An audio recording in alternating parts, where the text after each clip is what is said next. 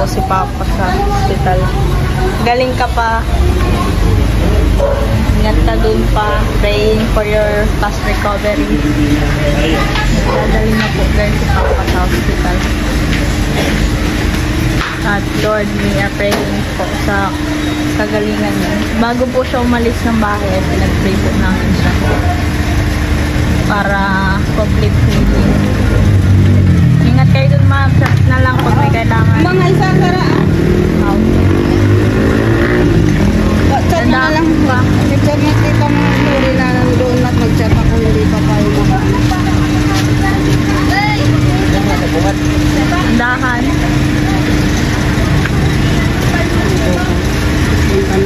May natin. Babay mo. Ano na po? Diba paano na namin ay parang lumakas? Ayan. Ingat pa, pagaling ka. Punta na lang ako doon. Ayan guys, dinala na po si Papa sa hospital. At we are praying po sa kanyang complete healing. Gamitin ang mga doktor, mga nurse na nandun sa kanyang kagalingan. Ayan, dinala na po. Sama po natin sa ating mga prayer. Complete healing sa aking father, sa kanyang bituka, ano man ang result of nito. Pagalingin mo, Lord. Ayan, nakalis na po sila. Ayan, guys. Kaming dalawa na lang po ng kapatid ko dito. Dinala na po si Papa sa hospital and nag-aas po kami ng inyong prayers. Sama niyo po si Papa sa nalangin. At alam ko na may gagawin ng Diyos na himala sa kanyang buhay. Hindi siya papabayaan. Hindi mo siya pababayaan. Paggagalingin mo siya, oh God. Thank you po. Dahil bumayag na rin si Papa na magpadala ng hospital. Alam ko po na mahirap yun para sa kanya. Kasi nga, syempre, nung mga nakaraan po dito, todo tanggi siya na magpadala ng hospital, pero thank God kasi nabuksan yung isip niya na magpadala sa hospital. At alam ko naman na hindi porket na sa hospital siya ay hindi maaabot ng ating mga panalangin, dasal natin ng Panginoon, kasi hindi naman tulog ang Lord. 24/7 siyang nandiyan nakikinig sa ating mga panalangin. At alam ko na nothing is impossible with God. At kasangkapanin sana ang mga doktor, nurse na titingin at nawa ay bumalik ang si Papa dito ng may panibagong lakas at panibagong sigla, panibagong kalakasan na nagmumula sa Lord. Ayan. Thank you po Kuya Bal Santos Matubang sa pag-help kay Papa, pagdala sa hospital. Patuloy nga na-bless ka ni Lord, kayong pamilya Matubang, Kuya Rab, Ate Jack, Tita Edna, Tito Bal. Salamat po ng marami sa inyong suporta. Nung simula pa lang hindi mo po pinabayaan si Papa. Laging nakaalalay, nakasuporta sa kanya. Nagpapadala po siya ng bigas. Ayan, minsan nagpadala ng ulam na pwedeng makain ni Papa. And na-appreciate po namin ang inyong tulong sa pamilya namin.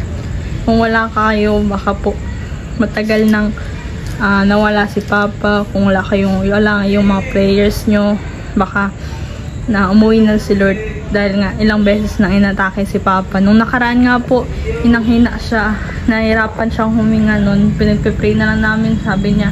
Ayun na pa nun magpadala sa hospital, sabi niya magpray na lang kayo. Pag pray na lang, nagagalit pa nga siya kapag sinasabing nadalhin na namin siya sa hospital. And thank God naman ngayon ay nabuksan ng kanyang isipan na magpa-hospital na. And sana, ay hindi sana, kagaling na si Papa. Ayan, salamat Lord, thank you. At ayan po guys, patuloy niyong isupport yung channel ni Papa sa channel ko, channel ni Mama, Mrs. Paas, Brother Paas. Salamat po ng marami sa inyong suporta at patuloy na panalangin ang aming hinihinging ng pamilya namin. Salamat po at makakasa po kayo, update na lang po namin kayo sa mangyayari pa. At alam ko na walang imposible sa Lord, kaya magtiwala lang tayo sa Kanya.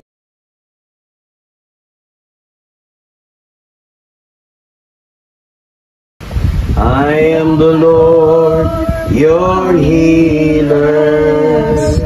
You send your word to heal my disease. I am the Lord, your healer. I am the God that healeth thee. I am the God, your healer. I send my word to heal your disease. I am the God, your healer. Oh God, we honor you, Father. We honor you. We honor you, Lord. We honor you. Thou art the King, thou art the King, thou art the King. Thou art the King, thou art the King. Oh, you must see.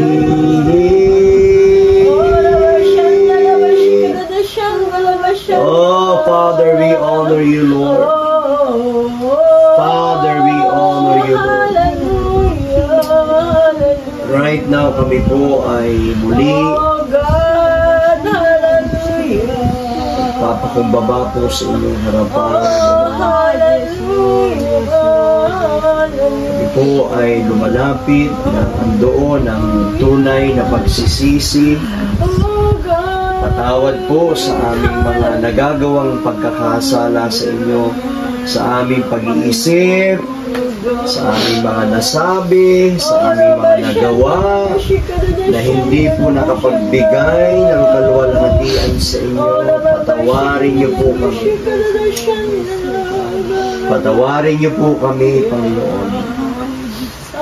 Lubusan at genuine na pagsisisi ang aming nilalagak sa inyo, Panginoon, lalo na po kay Joe, Panginoon. In the name of Jesus, we ask for your forgiveness. Ito lamang pong hinihintay nyo sa amin. Genuine, Lord, makatotohanang pagsisisi, paglapit po sa inyo, Panginoon. Lord, right now, in the name of Jesus, pinatunayan mo po kay Joe sa mga nakaraang weeks, Lord, na pinakita mo po ang iyong himala sa kanya, Panginoon, na nakita na nga po namin na nakaka-recover na si Joe. Lord, we pray in the name of Jesus. Ano mga abnormalities mula ulo hanggang paa sa kanyang katawan, lalo na po sa parte ng kanyang tiyan, in the name of Jesus. In the name of Jesus, in the name of Jesus, by the blood of Jesus, all the benefits of the cross, amin pong dinideklara kay Joe, Lord. In the name of Jesus, in the name of Jesus, in the name of Jesus, in the name of Jesus, all the benefits of the cross, amin pong dinideklara kay Joe sa bahagi ito ng kanyang katawan, lalo na sa kanyang tiyan. In the name of Jesus, Lord, salamat dahil pinatunayan mo ito, Panginoon. 2,000 years ago, marami kang pinagaling, lumpo, nakapaglakad, bulag, nakakita, mga patay, binuhay mo. Lord, napakasimple lang po nito sa inyo. Lord, sa isang salita mo lang, Father, sa isang salita nyo lang, tuluyan pong gagaling si Joe mula ulo hanggang paa. Ang aming prayer ng kanyang mga tinitake na medicine, tubig, inumin, pagkain, Lord, we pray na ito po ay matanggap na po niya, Panginoon, na hindi niya na kailangan isuka pa, ilabas pa, Panginoon. Lord, nananampalataya kami. Nananampalataya kami. Dagdagan niyo po ang aming pananampalataya at pananalig sa iyo. May magagawa ka sa buhay ni Joe mula ulo hanggang paa, Panginoon. Pinakita mo na po ito kay Sister Tess. Pinakita mo na rin po sa kanya, Panginoon. Nawa, Diyos, ay ma-realize ni Joe ang kanyang pakikipag-ugnayan sa inyo. Makita niya ang pangangailangan sa inyo, Panginoon. Wala pong iba. Walang ibang makakatulong sa kanya, kundi ikaw lamang, Panginoon. Even sa kanyang sarili, alam niya po ang kanyang kalalagayan sa inyong harapan. Patuloy mo po siyang mangusap ka sa kanya. At makita niya, Panginoon, Lord, na may plano ka sa kanyang buhay. We honor you, Lord, sa umagang ito. Dinadakila ka po namin sa araw na ito. Lord, salamat po dahil nakikinig ka sa aming mga prayers. Salamat, salamat. Ito po ang aming sama-sama at nagkakaisang panalangin sa pangalan ni Jesus. Amen. Amen.